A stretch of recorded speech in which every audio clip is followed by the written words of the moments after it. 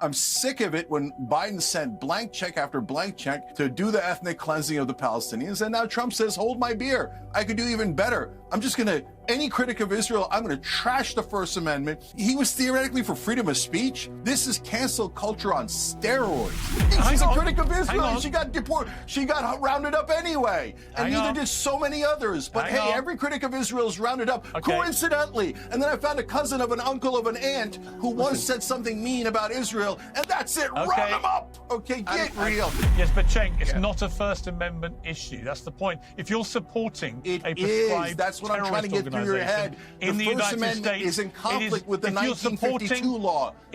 Those conflicts are resolved by the courts. You just simply don't understand the law.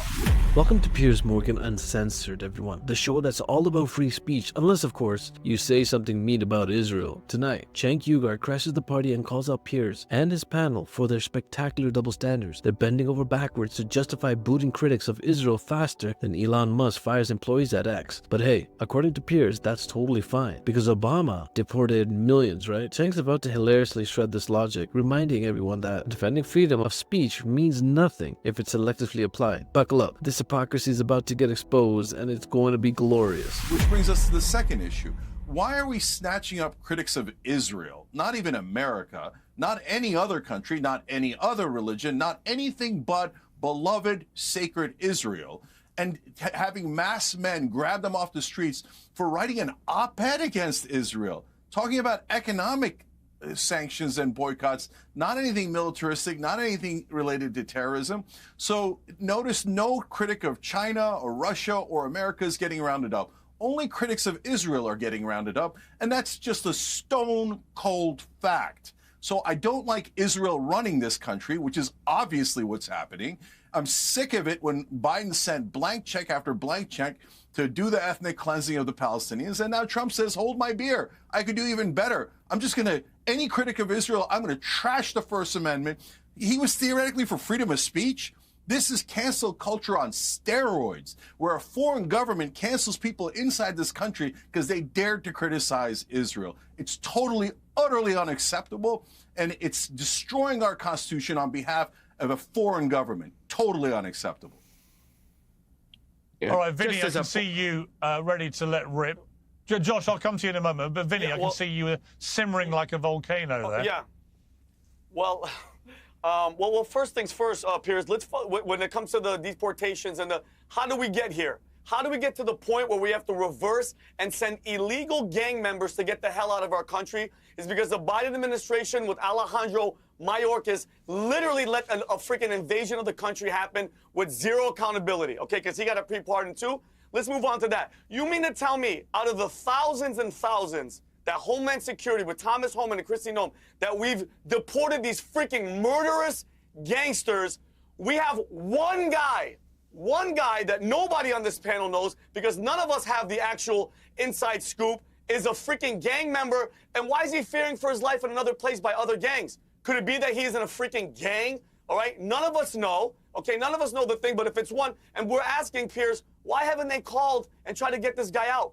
Maybe he was in a gang, okay? Let's think about that. And going to Cenk's point, Cenk, you know I'm with you, brother. America, if you're an American, freedom of speech, First Amendment, you could talk all the shit you want whenever you want about anything, because I'm a free speech absolutist. But if you are here, Cenk, and you're here on a green card to try to come here and learn, and listen, I'm sorry, Cenk, if you're handing out pro-Hamas shit and you're trying to rally the troops and try to get people angry, and here's my thing, Piers, talk First Amendment all you want. If you're hitting and fucking abusing Jewish students, I'm sorry, Cenk, that shit doesn't fly with me at all. That's a crime. At all. Okay? But Vinny, he didn't do that. Yeah, that's a crime. So he didn't do that. That's a crime. If you hit a Jewish student, of course you're a goner. Yeah, but Cenk, okay, Cenk, hang on, Cenk, he was the leader of a protest group who are on record as saying they want the destruction of Western civilization. Now, can you imagine saying that's what you want at a green card interview and being allowed to become an American green card holder? No, absolutely not. But so Piers, here's what's happening. So these guys criticize and lead protests against Israel. So then our government goes on a fishing expedition, also, by the way, by some vigilante pro-Israel groups that go around taking their pictures, looking at their social media, scouring it, and trying to find anything where they could say, well, he once is connected to a group that one guy in the group said this and this and this. So, oh, no, this isn't about criticism of Israel, which it 100% is. Oh, this is because, oh, he did this wrong, or a guy he knew that knew a guy did something wrong or said something wrong. No, this is all a protection of Israel. And once you take away his rights, the Supreme Court is very, very, very clear. You're taking away our rights. And then, Vinny, you'll be arrested for saying what you say about Israel. And I'll be arrested, and we'll all be deported. I don't want to give away my First Amendment rights for Israel or any other country, period, full stop. Okay. I'm not interested in the witch hunts. Oh, Öztürk, she wrote an op-ed. Okay, Let's dive into her life. What did she say when she was 13? Israel's feelings have been hurt. Get real on what's happening here. A different government is running our government. I just want to very quickly I'm going to come to Josh, but just to be, I'll come to Josh. 1 second, Josh. I'll come to you. Just to be clear, though, there is a big difference between being an American citizen and being a green card holder, which I think is slightly lost on you, Cenk. You don't need to have committed a crime to have your green card revoked. The Secretary of State, Marco Rubio, has been told he's perfectly in his rights to deport Mahmoud Khalil, and I think you're being extremely naive about what his involvement was in those protests in Colombia. Totally wrong. He was the 100% leader. Wrong. He was the leader Legally wrong, of the constitutionally wrong. He was the leader. He was the leader of the protest group there who committed multiple acts of violence and vandalism, who were harassing and terrorizing Jewish students. And that group is on the record as saying some stuff which, if you repeated, and he was the leader, if you repeated that stuff, in other words, not at your him. green In card other words, not meeting, him. you wouldn't Not get a green him. card. Guilt by association. Not him, guilt by association. Well, if you and run none of that is true on Öztürk. The one thing that's true is that every person being investigated is a critic of Israel. That's the one thing that's the connective tissue. And this is super important, Piers. All right, you guys are legally and constitutionally wrong. Yep. So the 1952 law does give Rubio the theoretical power that you're talking about. But the Constitution has been interpreted by the Supreme Court for 200 years to apply the First Amendment and the Constitution to resident aliens like green card holders. So that means those things are in conflict. That's fine. And what the Supreme Court has to eventually decide is this law unconstitutional? Which it most certainly is. It's definitely unconstitutional. Yes, but Cenk, it's not a First Amendment issue. That's the point. If you're supporting a prescribed is. That's what I'm trying to get through your head. In the First United Amendment States, is in conflict with the 1952 law. Those conflicts are resolved by the courts. You just simply don't understand the law. I do, but if you support a prescribed terror group in the United States as a green card holder, you can be deported. That's the point you're not getting. Let me bring Josh in here.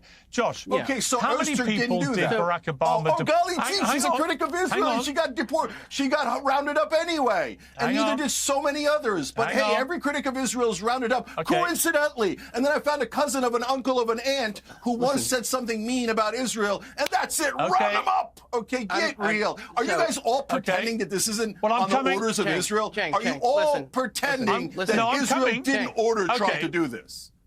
Go ahead and pretend. Go ahead. I can't wait for you to pretend. I have a question. Talking of rounding, hang on. Talking of rounding people up, I have a question for you, Josh. How many people did Barack Obama round up and deport in his 8 years as president? Do you know? Off the top of my head, Noah. Is that the question? Have a guess. I have that number at my fingertips. I'm sure it was over 1 million people. 2 million. Okay. It was actually 3 million, over 3 million people, which is more pro rata per year than any president in the history of the United States. He was known as the deporter-in-chief in Mexico. So, yeah, by Cenk's rounding up claim, he was rounding up pretty much everybody could get his hands on and throwing them out of the country. And what did I hear? What did I hear from the left? Absolutely nothing. Nobody even knows how many on the left that Obama deported. They didn't care. It's only become an issue with Trump. And I would say that on the Trump deportation issue, look at what's happened on the southern border already.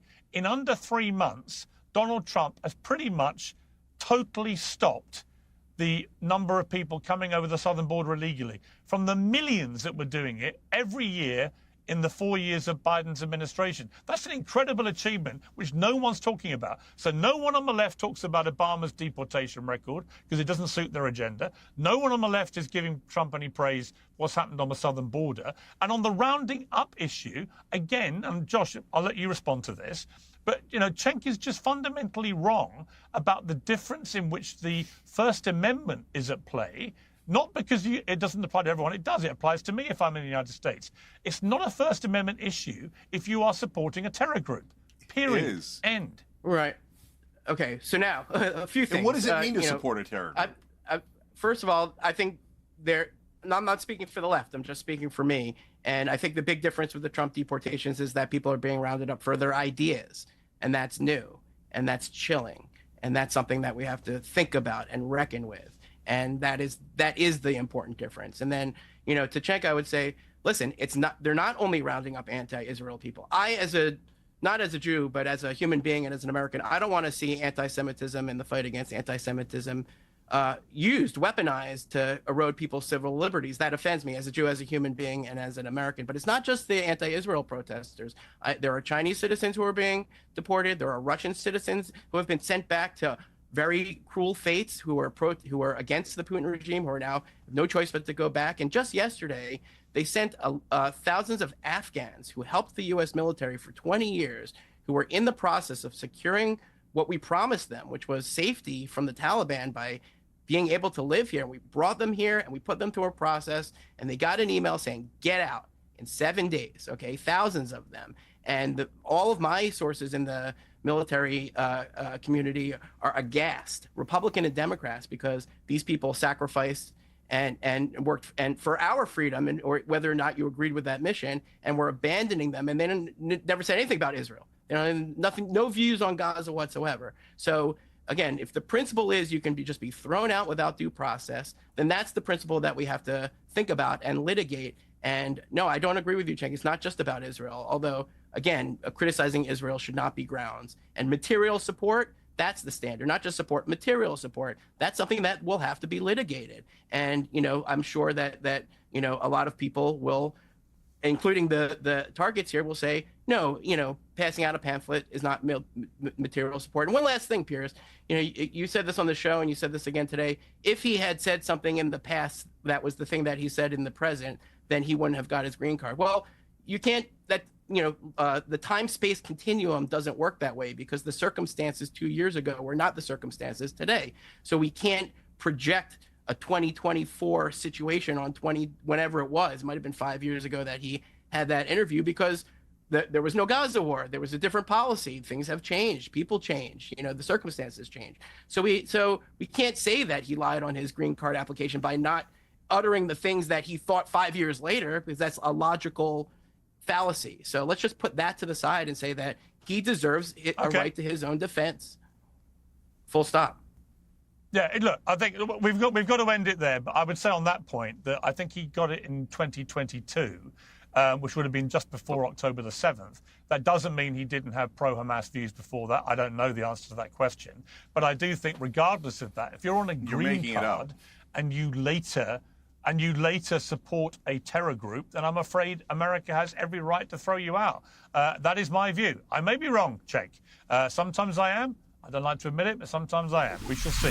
Cenk was spot on, exposing the absurdity of selective silencing critics of Israel, while conveniently ignoring the facts that actual human rights abuses are committed daily by plenty of countries that we still cozy up to. Turns out, criticizing who can get you deported faster than your Netflix subscription price hikes. Who knew free speech came in fine print? Cenk brilliantly also called out the insane double standards of peers and fellow panelists who brushed off mass deportations of Obama like it was just another Tuesday, but suddenly clutch their pearls when someone says a mean word about Israel. Free speech isn't a buffet. You don't get to pick and choose when it applies. So here's your homework. Smash that like button and sound off in the comments below. Do you agree with Cenk that our freedoms are being sacrificed to shield a certain country from criticism? Or do you still think that Piers Morgan's panel has a leg to stand on? Let's get loud. After all, we still have that First Amendment for now.